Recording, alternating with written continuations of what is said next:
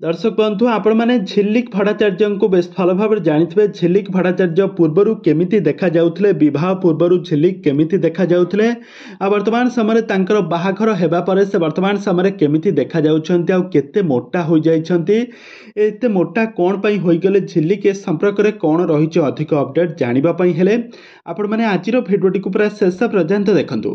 दर्शक बंधु आपण माने झिल्लिक भट्टाचार्य को बेस भल भाव जानी झिल्लिक भट्टाचार्य पूर्वर बहुत सारा ओडिया सिनेमा रे अभिनय करी बेस लोकप्रियता हासिल करथिले।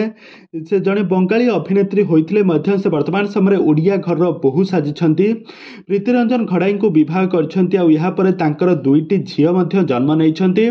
तो वर्तमान समय झिल्लिक भट्टाचार्य गोटे ओडिया घर बहु भाव चलुथिबार नजर आसिछन्ती। ओडिया घर रीतिनीति को आपणे नैछन्ती। आ वर्तमान समय से एबे तांको कुनी दुईटी जाळा झियोंकर जत्न देउथिबार नजर आसिछन्ती।